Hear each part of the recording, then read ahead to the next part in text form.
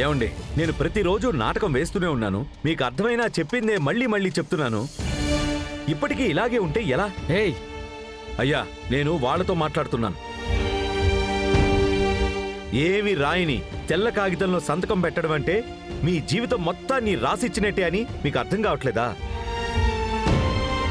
ఇది మీ ప్రాణాలను కూడా రాసిచ్చేసినట్టు. బాబు రేయ్ జరగరా నిన్ను. రేయ్ ఏంట్రా ఏమనుకుంటున్నావురా? ఇది నా ఊరు.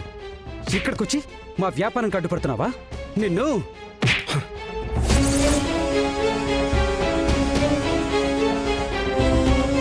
అయ్యా, అహింస మార్గంలో నడిచే నాకు ఎదురు తిరిగి తన్నటమూ తెలుసు. వద్దు అని చెప్తున్నానయ్యా. మీరంతా తీసుకున్న అసలు కంటే వడ్డీ ఎక్కువ కట్టారా? 4 రెట్లు ఇచ్చారు బాబు. 4 రెట్లు.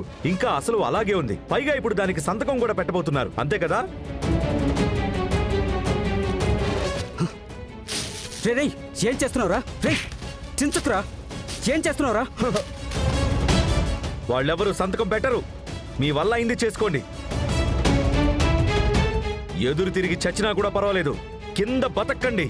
అది మిమ్మల్ని మాత్రమే కాదు, తర్వాత రాబోయే తరాలను కూడా బలహీనపరుస్తుంది. వెళ్ళండి. రేయ్ ఎక్కడికి వెళ్తున్నారా? బాబు చెప్పింది కూడా నిజమే కదా. అసలుకు మించి మేము వడ్డీ కట్టాం. ఇంక మీదట మేము అసలు ఇవ్వం, వడ్డీ ఇవ్వం. మీ వల్ల ఏం చేసుకోండి.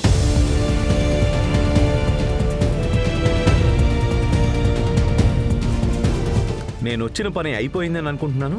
ఇక మీదైనా చేసిన పాపానికి ఏదైనా ప్రాయశ్చిత్తం చేసుకోండి.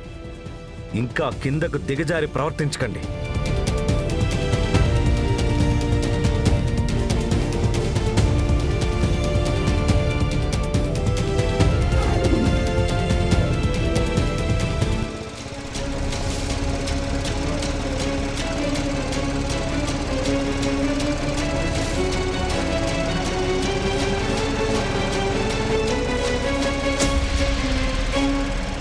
వీడెందుకు కనకవల్లిని తీసుకుని పోతున్నాడు?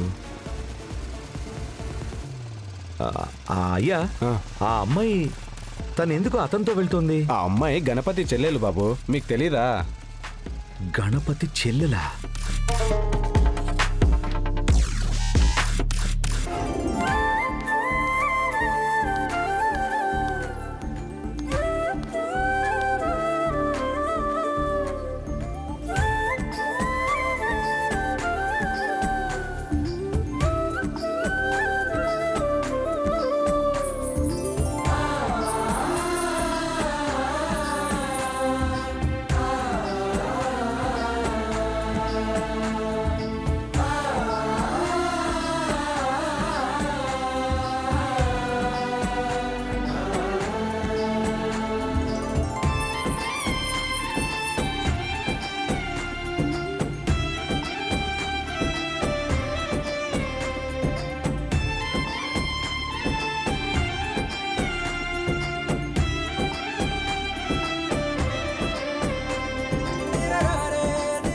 ఆగండి.